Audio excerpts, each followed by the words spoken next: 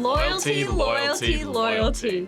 We're excited to talk to you today about the loyalty module in the Shopper Analytics dataset. This was put together because we've been hearing from brands for years that they want to have better understanding of their retention, of their churn, how they can get more loyal to shoppers to their brands.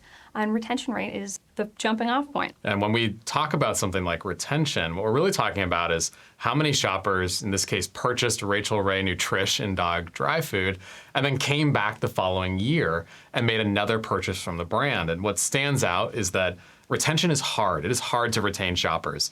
Nearly 1 in 2 Rachel Ray shoppers, are staying with the brand, but that means that other shopper is leaving.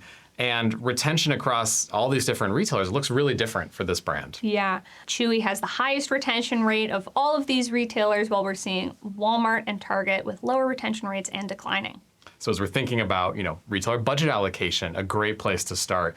Now, obviously, shoppers are not buying dog food just once a year. What we really want to understand is, how many of those shoppers are coming back to Rachel Ray within the course of a year, and that really being, a really good indicator of how this brand is performing. We can see that 56% of Rachel Ray's shoppers are coming back more than once, but all these cohorts are behaving, quite differently. What we really want to understand from this data set is who are the single purchase shoppers, how can we get them to come back to our brand, and who are the shoppers who are buying 5 or more times per year, how can we get more of these consumers with our brand? Yeah, and that's really where the customer lifetime value sits. Now, for those shoppers who are maybe only buying once and are not coming back, what we really want to understand is, where are those shoppers going? Let's imagine that Rachel Ray Nutrish had 100 dog dry food shoppers last year. We saw that they're going to retain about 1 in 2 of those.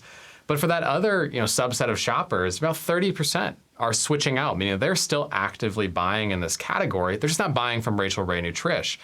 We can look at not just the brands that shoppers are switching out to, Pedigree, Dog Chow, but even the SKUs themselves. And we can use that information to assess our own catalog health. Is there maybe a gap in our product assortment that these brands are filling? Now, we can't talk about loyalty, particularly within the pet department, unless we also talk about subscription, which is one of the most active levers that a brand or a manufacturer could pull.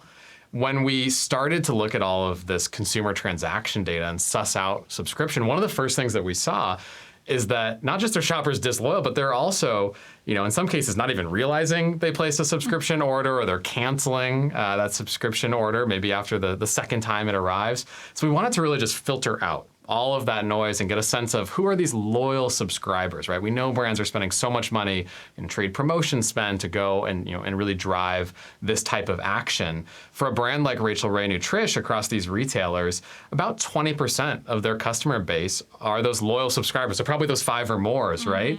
But again, across different retailers, that really is a different story. Yeah. So what stands out here is that Chewy has 2 times the subscription rate as Amazon. When thinking about budget allocations and where to invest money in subscription programs, Chewy is your best bet, especially as when Walmart is kind of ramping up their subscription model. So, we know that retention is hard. It matters more than ever amidst the landscape of increasing customer acquisition costs. There is a wealth of insights within these data sets. We'd love to take you through it if you're ever interested.